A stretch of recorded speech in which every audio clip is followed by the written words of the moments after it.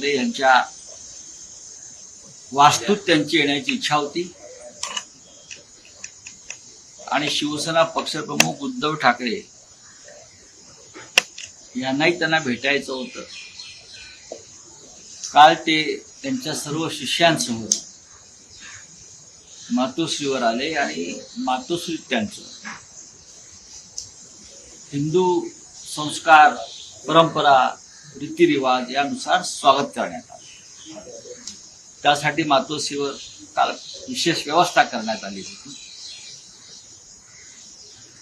हिंदू धर्मानुसार शंकराचार्यांचं स्वागत ज्या धार्मिक शिष्टाचारानुसार करायला हवं त्या पद्धतीनं त्यांचं स्वागत आम्ही केलं.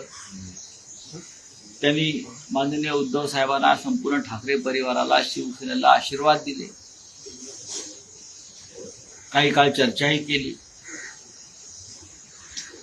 त्यानंतर त्यांनी मीडियाशी संवाद साधताना त्यांनी सांगितलं की उद्धव ठाकरे शिवसेना पक्षप्रमुख यांच्या बाबतीत विश्वासघात झाला आणि हिंदू धर्मात विश्वासघाताला आणि फसवणुकीला स्थान नाही हिंदू धर्मात, असं मत त्यांनी व्यक्त केल्यावरती म्हणजे उद्धवजींना मुख्यमंत्री पदावरून विश्वासघातानं दूर केलं. त्यांचा पक्ष विश्वासघातानं फोडण्यात आला. हे आपल्या हिंदू धर्माचे सर्वोच्च धर्मगुरू शंकराचार्य सांगतात. याबाबत काही लोकांच्या पोटामध्ये पोळसूळ उठला असेल, टीका टिप्पणी केली असेल, याचा अर्थ असा आहे की त्यांना हिंदुत्व मान्य नाही. हिंदू धर्माचे शिखर पुरुष, धर्मगुरू शंकराचार्यांची भूमिका मान्य नाही. शंकराचार्य हे हिंदू धर्माचे सुप्रीम नेते आहेत, सर्वोच्च नेते आहेत, धर्मगुरू आहेत. त्यांनी त्यांच्या भावना व्यक्त केल्या आणि त्या योग्य भावना आहेत, त्या समस्त जनतेच्या भावना आहेत असं मी मानतो. आता तुम्ही शंकराचार्यांना खोटं ठरवणार असाल तर त्याविषयी मला आश्चर्य वाटणार नाही, कारण संपूर्ण तुमचा डोलारा खोटेपणावा आहे.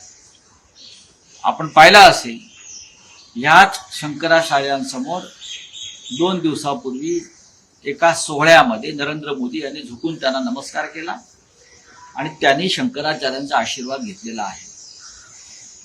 न्यायालयामध्ये आमचा खटला सुरू आहे घटनाबाह्य सरकारच्या विरोधात.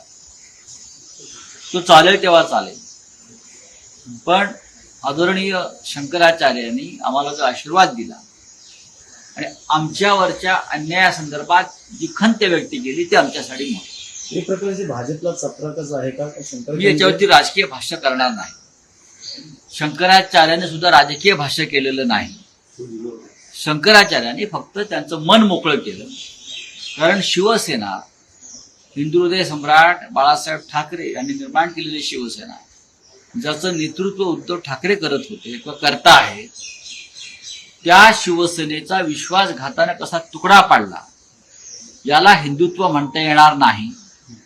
हा हिंदूंचा विश्वासघात आहे, अशा प्रकारच्या भावना शंकराचार्यांनी व्यक्त केल्या.